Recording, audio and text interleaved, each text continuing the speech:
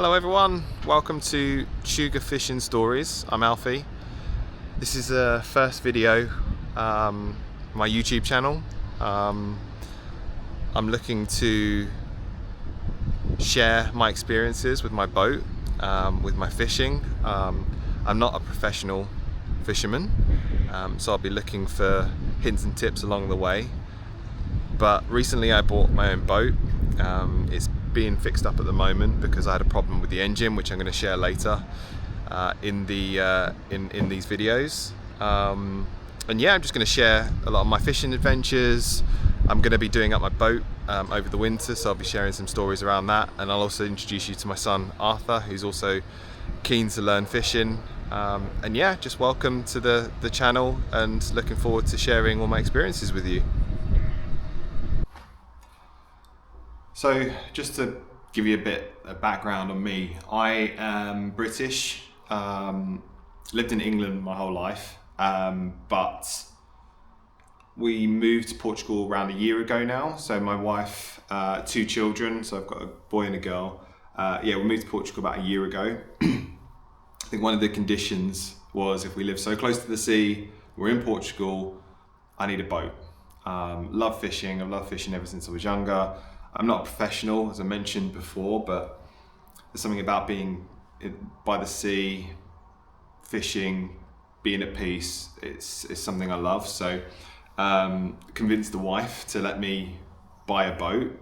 I haven't spent a massive amount on a boat, and you'll see, I'll add some pictures in, but one of the best things you can do is, when you're buying a boat over in Portugal, if you're not too worried about having a foreign boat, you can probably get them a lot cheaper. So the one I've got is a Polish boat, Polish registered. And I feel like I got a much better deal because it was Polish.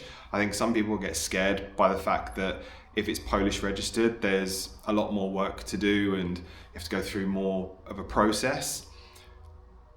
Yes and no. So I found a guy online, and I can put his details in the comments. But he sorted out the whole process for me. I think it was like 90 euros or something. I paid him 90 euros, and he sorted out all the paperwork for me. I bought the boat off a Ukrainian guy. He's probably about 2 hours away.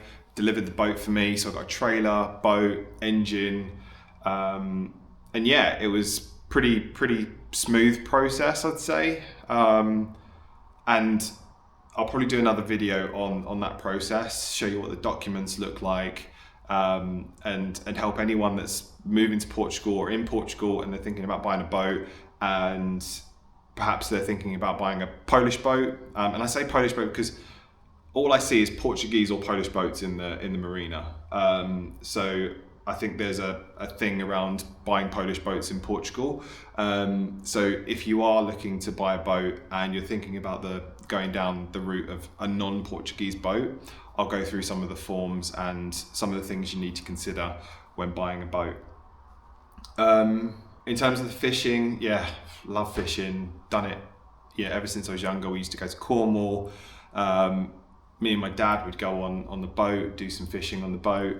So yeah, absolutely love it. And I've gone out a few times already, caught some mackerel. Now I want to go on to the bigger fish. I think one of the things about buying this boat was the engine wasn't great, and I was a bit scared of going out more than 1 nautical mile. So I pretty much stayed quite close. And yeah, I think that in a way, it's what happened to me. So my engine blew up.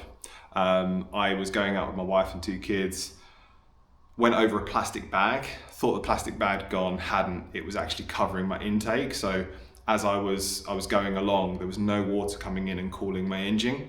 And then it started smoking, the alarm went, and I was like, no, this is not right. So I turned around, we went back, and luckily I just got to the pontoon and the engine had cut out. What I didn't realise was I probably should have just stopped the engine as soon as I realised like the engine was smoking. Probably one of the most expensive mistakes I'll ever make. So I'll take you through that as well, and we can talk about the engines, because from the sounds of it, I think it's happened to other people in the past. So engine died, got a new one being put on the boat, which means that I can go out further now without worrying, and hopefully I can go and start catching marlin, bonito. I don't know if I'll get tuna, but hopefully sea bass, sea bream, and yeah, just try and catch some big whoppers to show you guys.